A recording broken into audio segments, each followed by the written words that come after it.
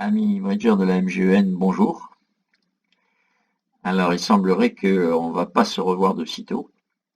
Et dans l'intervalle, je me suis dit que quand je tomberai sur une donne dont l'analyse et le décortiquage peut être intéressant pour notre étude du jeu, je vous en ferai part.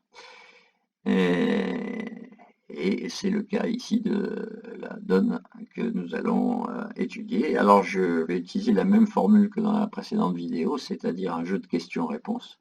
Quand je poserai une question, vous mettrez la vidéo en pause, réfléchirez à la réponse que vous envisagez, puis en redémarrant la vidéo, vous comparerez votre réponse à celle que j'ai proposée.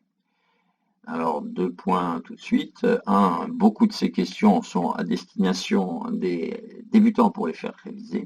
Donc, ceux qui ne sont pas des débutants, ne vous vexez pas. Quand je pose ce genre de questions, je sais très bien que vous connaissez la réponse.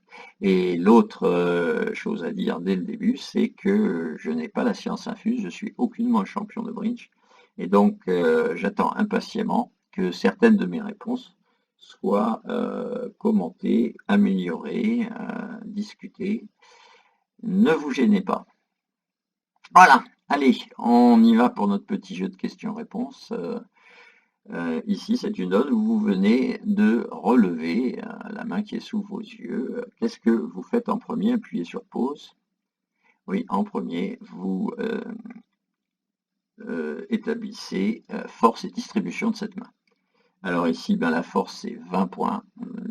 3 as, ça fait 12. 2 rois, ça fait 6. Et une dame, ça fait 2. On arrive à 20 points. Et la distribution, c'est 4, 4, 3, 2. Voyez-vous, 4 piques, 4 trèfles, 3 cœurs et 2 carreaux. Voilà. Donc essayez de vous en souvenir jusqu'à la fin de la donne. Dans beaucoup de donnes, cette récapitulation initiale n'est pas destinée à partir à la poubelle, mais à rester présente dans votre esprit. Bon, la question suivante, c'est y a-t-il une enchère qui convient à ce genre de main? Appuyez sur pause. Oui, c'est très facile. 20, 21 points, jeu régulier, en principe sans majeur cinquième, c'est l'enchère de 200 atouts qui est faite pour. Voilà. Bon, vous recevez une réponse de 3 trèfles. Que signifie-t-elle? Appuyez sur pause. Oui, bien sûr, c'est la convention Stemann. Elle demande au partenaire s'il possède une majeure quatrième. Elle garantit au moins de quoi faire une proposition de manche. Et au moins une majeure exactement quatrième. Quand elle arrive après l'ouverture de 200 atouts, elle impose pratiquement la manche, en fait. Donc, notre partenaire nous demande si on a une majeure quatrième. Qu'est-ce qu'on lui répond? Appuyez sur pause. On lui répond qu'on a la majeure pique qui est quatrième, et la façon de répondre ça, c'est l'enchère de 3 piques, qui dit donc que partenaire chez 4 cartes à pique. Alors là, nous avons l'enchère de 4 carreaux qui débarque. Alors d'abord, que peut-on penser des majeurs de Nord? Appuyez sur pause.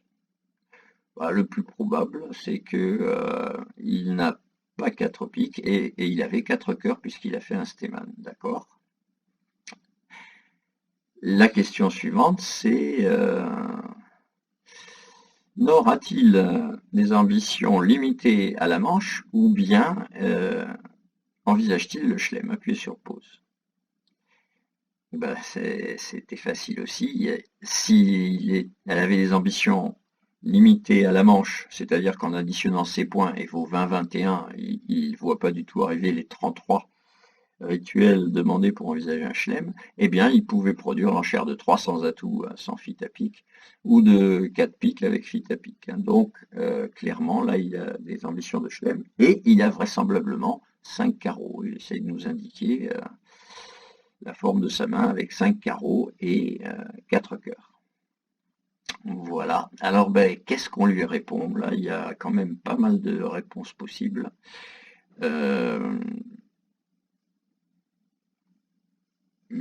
Appuyez sur pause et proposez une réponse. Voilà. Ici, vous avez des réponses fitées et des réponses non fitées à carreaux. Hein. des enchères telles que 4 cœurs, 4 piques seraient des enchères de contrôle qui impliquent un fit à carreau, et donc effectivement un accord pour envisager le chelem. Une enchère comme 5 carreaux voudrait dire je suis fité à carreau, mais moi j'ai pas trop d'enthousiasme pour partir au chelem. Et en l'absence de fit, ben, sans doute le mieux c'est de répondre à sans atout. 400 atouts voudrait dire ben, j'ai rien de plus à dire partenaire, je ne suis pas fité à carreau.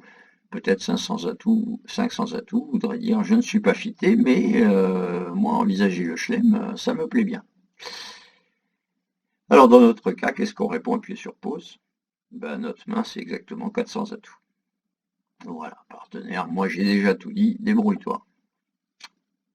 Eh bien il se débrouille très bien, Nord, il met 600 atouts. Et donc nous allons passer découvrir sa main après l'entame du 4 de trèfle par ouest. Voilà, alors qu'est-ce qu'il avait? Il avait 4 et 3, 7 et 3, 10 et 1, 11 et 1, 12. Il avait 12 points, plus un point de longueur à carreau, c'est-à-dire il se compte 13 HL. En additionnant ces 13 HL avec votre minimum de 20 H, eh ben, il savait dès le début qu'il voulait tenter un chelem. Par contre, ce qu'il ne savait pas, c'était si ce chelem pourrait se jouer à cœur, à carreau ou à sans atout. Et vu la suite de vos réponses, hein, il a décidé de le jouer à sans atout. Hein, voilà. Donc en point, on y est, à condition que la longueur à carreau puisse effectivement intervenir dans les débats. Bien. Eh ben, ce qu'on va faire ici, c'est commencer déjà à ébaucher le plan de jeu. On reprendra dans une vidéo ultérieure un plan de jeu plus affiné. Hein. Alors,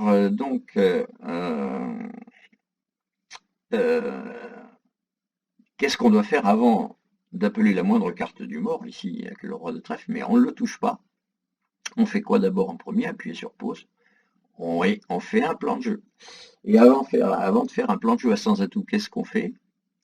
Oui, vous vous souvenez bien, on compte les levées de tête. Et qu'est-ce que c'est les levées de tête? Oui, c'est ça. Les levées de tête, c'est les levées que l'on peut encaisser sans rendre la main à l'adversaire. Et combien avons-nous de levées de tête ici? Appuyez sur pause. Eh bien, comptons-les ensemble. Nous avons As-Roi de pique, ça fait 2 levées de tête. As-Roi de cœur, ça fait 2 levées de tête, hein, donc 2 et 2, 4. As-Roi Dame de trèfle, ça fait 3, 4 et 3, 7. Et As-Roi de carreau, 8, 9. Voilà, au départ, il y a 9 levées de tête. La question suivante, c'est combien donc faut-il faire de levées qui ne sont pas des levées de tête pour faire notre contrat? Appuyez sur pause. C'est très simple, un contrat de 600 atouts, c'est un contrat de 12 levées. Donc, il faut compléter nos 9 levées de tête par 3 levées qui ne peuvent pas se faire sans avoir fait des manœuvres adaptées. Voilà, alors on va pas tout à fait arrêter notre début de plan de jeu à ça, donc simplement on retient bien pour la suite. Nous avons 9 levées de tête et il faudrait réussir à faire apparaître 3 levées qui ne sont pas dans le compte de ces 9 levées de tête que je vous rappelle: As-Roi de pique, As-Roi de cœur, As-Roi Dame de trèfle, As-Roi de carreau. Voilà. Alors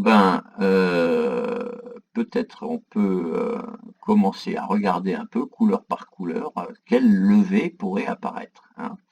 Alors à pique, éventuellement, ce valet de pique pourrait faire une levée déjà. Hein. À cœur, ce valet de cœur pourrait peut-être faire une levée. Alors pour ce qui est des trèfles, dites-moi combien nous avons de trèfles et combien les adversaires ont de trèfles. Appuyez sur pause. Voilà, nous avons 1 et 4, 5 trèfles. Donc les adversaires ont le complément à 13, les adversaires ont 8 trèfles. S'ils ont 8 trèfles, il y en a un des deux qui en a au moins 4, hein, on est d'accord. Et celui qui en a au moins 4, sa plus forte des 4 est au-dessus du 7, donc après avoir fait As-Roi Dame, vous ne ferez jamais d'autres trèfles.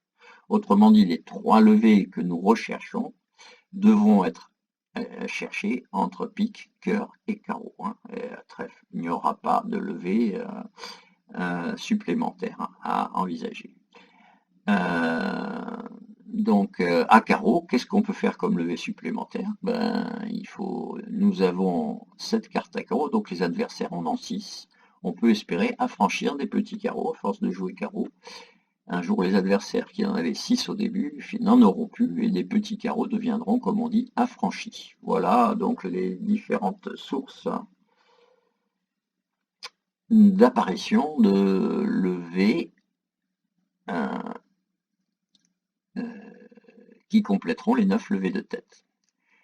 Voilà, bon ben avant d'aller plus loin, on va regarder un peu comment les différents participants du tournoi ont joué cette donne et on reviendra à la façon d'établir un plan de jeu correct. Donc je vous dis à tout de suite dans la prochaine vidéo.